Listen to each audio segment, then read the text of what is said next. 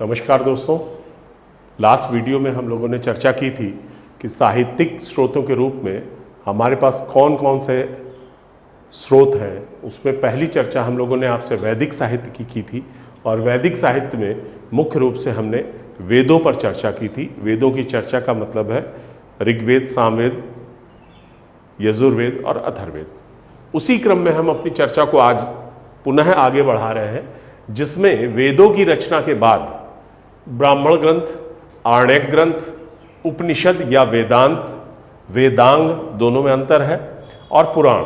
अभी इसके आगे भी हैं, स्मृतियां हैं, लेकिन वो जितना भी बता पा रहा हूं। पुनः वैदिक साहित्य में हम चर्चा करने जा रहे हैं ब्राह्मण ग्रंथों की। दरअसल प्रत्येक वेद का ब्राह्मण ग्रंथ, यानी जो भी वेदों के बाद की रचना है, पहली चीज तो ये समझ लीजिए, ऋग्वेद सबसे पुरानी रचना है।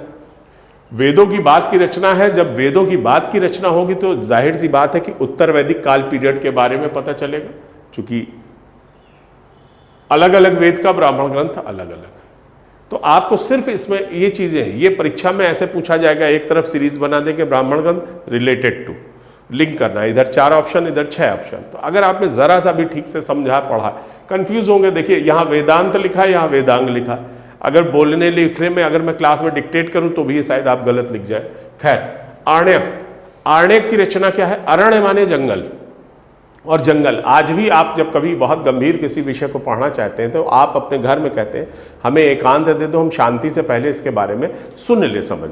या आपके घर में आपके कोई शिक्षक पढ़ाने आए, या यूं कहूं अगर यही वीडियो आप देख रहे हैं और बार बार शोर शराबे में चाय पीते हुए, नमकीन खाते हुए आपका वीडियो सुनने में मिल रहा है, तो आप किसी एक कॉर्नर जाते हैं। इट मीन्स कि आप चीजों पे फोकस्ड होना चाहते हैं। उसी सिलसिले में आर्णिक ग्रंथों की रचना अरण्य यानी जंगल में हुई थी, जहां ज्ञान और चिंतन की प्रधानता थी। ज्ञान तो मैं आपको दे रहा हूं, लेकिन जब इसको बार बार सोचेंगे तो चिंतन की श्रेणी में तो वो आता है। तो जब तक आप माइंडली फ्री नहीं होंगे तो चिंतन बेहतर नहीं हो सकता। तो जब चिंतन बेहतर नहीं हो सकता तो उसके लिए क्या करा आपने? आप जंगल चले गए। तो गुरु के समीप या किसी भी सिलसिले में आपने ज्ञान और चिंतन की प्रधानता वाले ग्रंथों की रचना की, उनका नाम था आर्णिक। अरण्य में होने के कारण अरण्य में इनकी रचना हुई और बाद में इन्हीं से उपनिषदों का विकास हुआ। दरअसल उपनिषद का मतलब है कि निष्ठापूर्वक रहस्य ज्ञान के लिए गुरु के समीप बैठना या जानना। वही बात यह है, ज्ञान मार्गी रचना है, स्पष्ट है। सत्य को खोजने हेतु आज भी आप देखिए सच क्या है ये सोचने लगेंगे तो दुनिया का सबसे कठिन सवाल आपके पास पहुंच गया।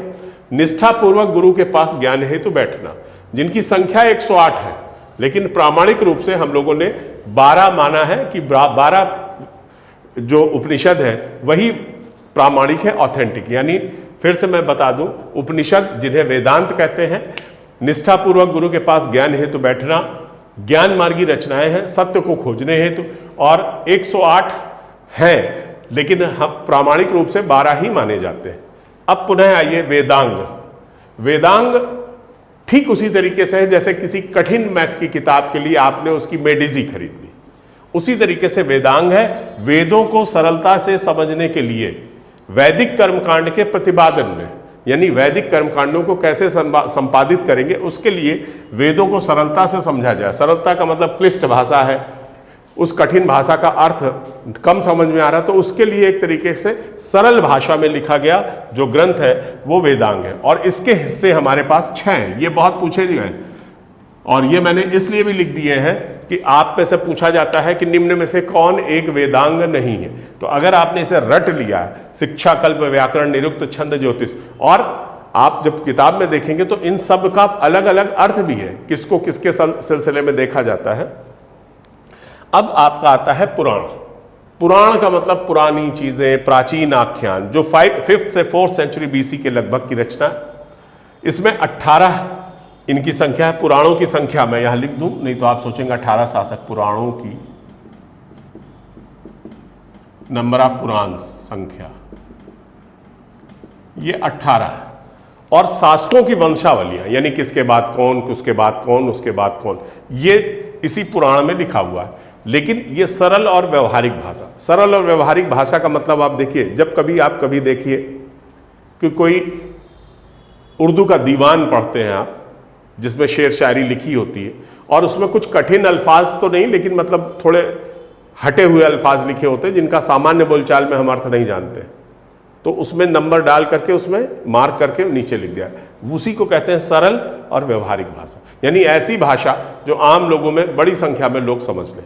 तो सरल और व्यवहारिक भाषा में पुराण लिखे गए जो प्राचीन आख्यान थे 5th to 4th century BC में है, जिनकी संख्या 18 मानी गई है, और ये शासकों की वंशावलियां हैं। इसमें इसके संकलन करने का मतलब है कंपाइल किए गए।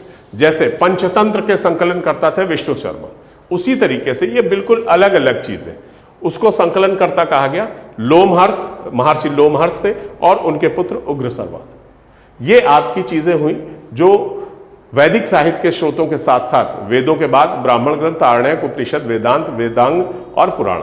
मैं पुनः आपसे रिक्वेस्ट कर रहा हूं कि ये स्क्रीनशॉट लीजिए या जो भी करिए, इसको अपनी कॉपी पे भी इसी स्वरूप पे लिख लीजिए, 2 बार 3 बार पढ़िए। ये मत सोचिए कि आपको याद हो रहा है, बस आप ये सोचिए कि पढ़ने का काम है, पढ़ेंगे।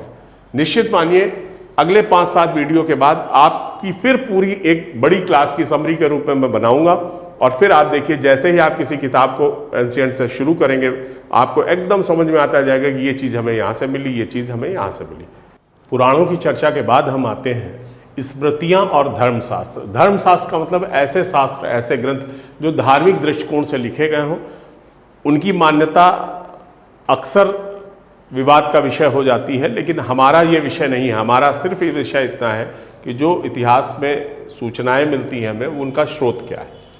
तो स्मृतियाँ या धर्मशास्त्र में याज्ञवल्क्य स्मृति है, मनुस्मृति, बहुत सी स्मृतियाँ हैं, जिसमें मनुस्मृति जो शुंग काल ईसा पूर्व 2nd सेंचुरी से लेकर के मिडिल पीरियड तक उसकी रचना, उससे संबंधित बातें रहीं, जिसके संकलनकर्ता मेघातिथि, गोविंद, कुल्लुक भट्ट आदि रहे। तो ये जब आप स्पेशलाइज करेंगे, विषय को पढ़ना शुरू करेंगे, तो ये सब चीज़ें बहुत अहम भूमिका रखती। बाकी फिलहाल कुछ नहीं है। विभिन्न स्मृतियों में क्या है कि विभिन्न वर्णों, वर्ण का मतलब है ब्राह्मण, क्षत्रिय, वैश्य, शूद्र, इसे वर्ण कहते हैं, जो पूर्व वैदिक काल में 3 सामाजिक ढांचे के 3 हिस्सों में बटा था, जो उत्तर वैदिक काल में बटा। तो विभिन्न वर्ण, किस वर्ण की क्या जिम्मेदारी है, क्या योग्यता है, स्त्रियों के प्रति क्या है, बहुत सी चीज़ें ऐसी हैं जो नए भारत में अक्सर एक नए तरीके का विवाद पैदा कर देती हैं। महिलाएं सोचती हैं कि हमें अधिकार क्यों नहीं मिल रहे हैं, शूद्र समाज सोचता है हमें क्यों नहीं मिल रहे हैं, वगैरह वगैरह चीज़ें। बट उस पर आपको फोकस नहीं करना, आपको सिर्फ ये ध्यान रखना है कि मनुस्मृति में विभिन्न वर्णों, राजाओं और पदाधिकारियों के, जो किसी पर्टिकुलर पोस्ट को ऑफिस करते हैं, संचालित करते हैं, उनके नियम क्या है, ये बताया गया है मनुस्मृति में। षट दर्शन का मतलब है दर्शन शास्त्र की 6 शाखाएं। दर्शन का मतलब है रहस्य की बातें, जो ढूंढे, प्रकृति को जाने, बहुत सी चीजें। दर्शन तो अपने आप में ही दर्शन है। तो चूंकि 6 हिस्से हैं, 6 शाखाओं के कारण, तो उसमें अलग अलग है शिक्षा, कल्प, निरुक्त, व्याकरण, छंद, ये सब बाद में आप पढ़ते रहिएगा, अपनी किताब से पढ़िएगा। मैं सिर्फ आपको एक स्पर्श करा रहा हूँ, विषय ज्ञान करा रहा हूँ। इसके बाद लौकिक साहित्य आता है जो धर्मेतर साहित्य है, जिसमें धर्म की बातें कम, कहानी कथानक ज्यादा है।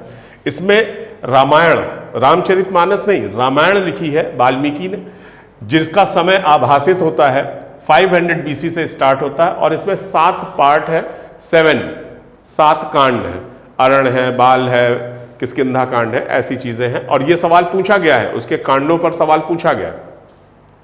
फिर महाभारत है, जिसका पूर्व नाम जय संहिता था, बाद में श्लोकों की संख्या बढ़ गई तो इसका नाम महाभारत हुआ। 1000 BC से 400 BC तक का इसका समय आभास है। चूंकि ये आप मत सोचिएगा कि इतने साल तक कैसे, दरअसल उस समय की जो भौगोलिक परिस्थितियां थी, उस समय जो शासकों की स्थितियां थी, अन्य स्रोतों से ये लगा कि जो भी चर्चाएं हो रही वो इस समय की हो रही। इस वजह से इतिहासकारों ने यह माना कि 1000 BC से 400 BC तक का टाइम पीरियड ये रिफ्लेक्ट करता है। इसमें 18 पर्व है। पर्व का मतलब आप एक तरीके का चैप्टर मान लीजिए, और इसके रचनाकार वेदव्यास थे। और इस महाभारत ग्रंथ में कथा मतलब कहानी, वर्णन, उपदेश, इन्हीं सब चीजों का चर्चा है। अब फिर आप देखिए कि अर्थशास्त्र है कौटिल्य। कौटिल्य यानी विष्णुगुप्त। जब विष्णुगुप्त कहेंगे, चाणक्य कहेंगे, कौटिल्य कहेंगे, तो आप अपने आप जान जाएंगे कि चर्चा का टाइम पीरियड जो हो रही है वो मौर्य काल की। तो मौर्य काल में सम्राट चंद्रगुप्त, मौर्य को चंद्रगुप्त बनाने वाले जो गुरु थे उनके, वो चाणक्य, विष्णुगुप्त या कौटिल्य थे। अब इन्होंने अपने ग्रंथ अर्थशास्त्र में ये भी सवाल बहुत महत्वपूर्ण है, क्योंकि हम सामान्य व्यवहारिक भाषा में सोचते हैं अर्थशास्त्र मतलब इकोनॉमिक्स, और ये पूछा जाता है, पीसीएस परीक्षाओं में भी पूछा गया है, बाद में अन्य परीक्षाओं में भी पूछा गया है कि अर्थशास्त्र, कौटिल्य का अर्थशास्त्र संबंधित है, और फिर ऑप्शन दे दिए। जनरली बच्चे इकोनॉमिक्स लगा देते हैं, जबकि ऐसा नहीं, राज्य तंत्र, शासन तंत्र व अर्थव्यवस्था से संबंधित है। आप भी याद कर लीजिएगा। और इस समय के इस ग्रंथ से मौर्यकालीन समाज के बारे में जानकारी मिलती। संक्षेप में मैं दोहरा दूं, स्मृतियां बहुत, कई स्मृतियां थी जिनमें मनुस्मृति प्रमुख थी, बाकी चीज़ें और हैं, याज्ञवल्क्य की स्मृति है, मिताक्षर, बहुत सी चीज़ें हैं, उस पर चर्चा नहीं करेंगे, नहीं फिर वीडियो बड़ा हो जाएगा। विभिन्न वर्णों, राजाओं, पदाधिकारियों के नियम बताए गए हैं। षट दर्शन, दर्शन शास्त्र की 6 शाखाओं के कारण। लौकिक साहित्य, धर्मेत्तर साहित्य जिसमें रामायण वाल्मीकि ने लिखी, 7 कांड है। महाभारत भी उसी संदर्भ में है, और महाभारत रामायण से पुरानी है। अब एडी और बीसी का वीडियो अगर आपने देखा होगा तो यहाँ कंफ्यूजन बिल्कुल नहीं होगा। ये 500 बीसी है, ये 1000 बीसी। 18 पर्व है, वेदव्यास रचनाकार थे इसके, कथा, वर्णन और उपदेशों से संबंधित है। पूर्व में जय संहिता था। अर्थशास्त्र कौटिल्य का राजतंत्र और अर्थव्यवस्था से संबंधित है। बाकी कालिदास के बहुत से ग्रंथ हैं। अगर मैं आपसे ये कहूँ कि ग्रंथों की सीमाएं हैं तो ये हास्यास्पद होगा, लेकिन मोटे मोटे तौर पे अगर हम ये कहें कि वैदिक साहित्य में जिनकी भी प्रमुख चर्चा थी उनकी मैंने चर्चा कर दी। अगली बार हम आपसे बात करेंगे बौद्ध और जैन साहित्य की, यानी बौद्ध और जैन ग्रंथों के माध्यम से हमें इतिहास की कैसे जानकारी मिली, क्योंकि उस धर्म में को मानने वाले लोगों ने, चाहे बुद्ध के निर्वाण के बाद हो या महावीर स्वामी के, वो चर्चाएं अगले वीडियो में। Thank you.